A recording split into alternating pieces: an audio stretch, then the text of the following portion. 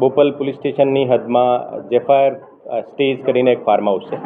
આ ફાર્મ હાઉસમાં એક ગેરકાયદેસર દારૂની મહેફિલ થવાની છે અને આજે ડીજે પાર્ટી અને એન્યુઅલ ગેટ ટુગેધરની એવજમાં ઘણા બધા ફોરેન નેશનલ્સ ત્યાં ભેગા થવાના છે અને ત્યાં દારૂ અને હુક્કાની મહેફિલ થવાની છે.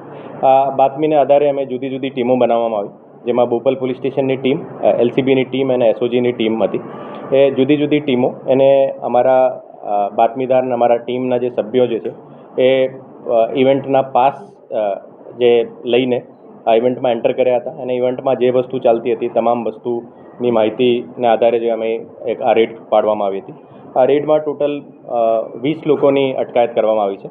એ 20 લોકોમાં મેજોરિટી જે છે આફ્રિકન નેશનલ્સ છે, જેમાં સૌથી વધારે કેન્યાના લોકો છે અને તમામ લોકો જે અહીંયા જુદી જુદી યુનિવર્સિટીઝમાં ભણતા હતા અને અમદાવાદના જુદા જુદા વિસ્તારોમાં રહેતા હતા. પર જે એને સાથે સાથે આજે પાર્ટીના આયોજનમાં જે તમામ લોકો જે હતા એ તમામની પણ ધરપકડ કરવામાં આવી છે. જે ફાર્મ હાઉસના જે ઓનર છે મિલન પટેલ, એની પણ ધરપકડ કરવામાં આવી છે.